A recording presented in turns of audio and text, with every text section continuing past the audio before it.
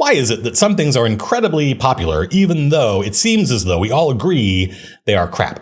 Without me even giving you an example, there's probably something you can think of where everyone is using it or playing it or listening to it or watching it, even though at the same time it seems as though everyone's complaining about it. Well, there's a reason, I think. Actually, there are probably lots of reasons, but there's one reason that I've been thinking about recently, and it has to do with the network. Now, when I talk about the network, I'm not talking about any technology. I'm not talking about the internet. I'm talking about the network of people, the notional group of people who are all watching the thing or listening to the thing or playing the thing or consuming the thing. You've probably heard of the law of supply and demand, and the idea that demand being equal, the fewer of something there is out there, the more valuable it is. If I'm the only person in the world who has a copy of Action Comics #1, the first appearance of Superman, then the value of that comic book is incredibly high, as opposed to if hundreds of thousands of people had a copy of that same comic. In that scenario, the fewer people who have something, the more valuable it is, and that is, I think, the normal way we're used to thinking about value. But there's another way of thinking about it, and the canonical example is the telephone. If you were the only person in the world who had a telephone, how useful, how valuable would it be? Not very. There'd be nobody you could call. It would be basically an expensive paperweight, which is even less valuable in this day and age considering how rarely we use paper. However, as soon as one other person has a telephone, now your lump of plastic and electronics has some value. You can call that one person.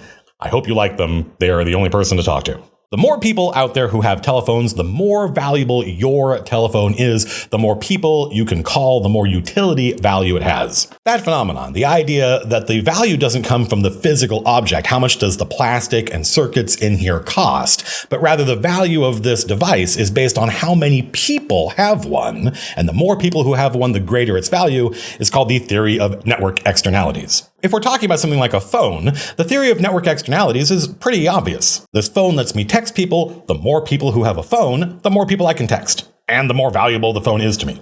It's less obvious, though, once we start talking about things like music or movies or games. We might all agree that this blockbuster film isn't very good, but it's the one everybody went to see. And as a result, if we want to be able to engage in conversations with other people about film, it behooves us to go see the film everybody's watching. You may have wildly heterodox taste in film, and watching those films may bring you great joy, but because your taste is so unusual, there's nobody for you to talk to about it. So if you love film and you want to talk with other people about movies, you gotta go see the movies people are watching.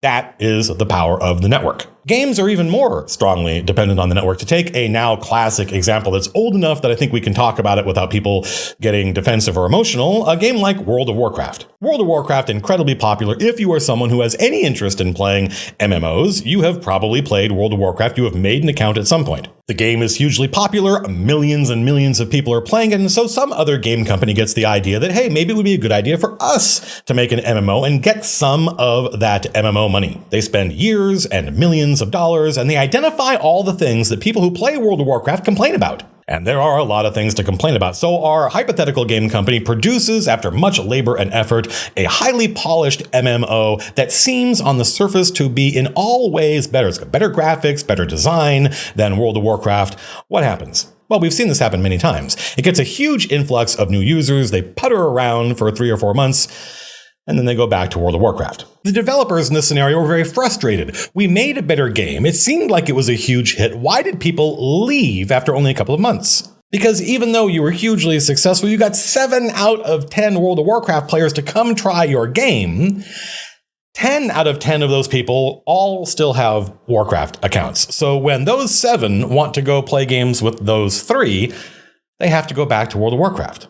There may be a miniature war game or a collectible card game that's hugely popular, but you're kind of fed up with it. You didn't think it was very well designed in the first place, but it's all anyone seems to be playing. You find another game, a smaller game, but you think it isn't always superior. You put it in front of your friends. Maybe most of them like it. Maybe most of your friends like this new game that you found, but all of them know how to play the older, more popular game.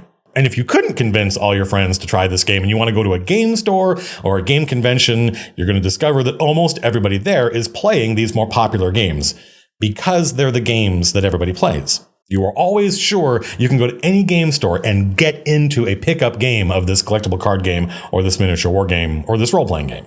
This is not only true of games, it's true of platforms. In fact, it is the thing that defines a technological platform. There's an early development phase where there are many different new social media platforms all competing one against the other, and it seems like the cynics are saying, oh, what's the point of signing up for this one? It's just going to be like all the others and be gone in a few months. But then one platform breaks through and is popular enough that everyone signs up for it.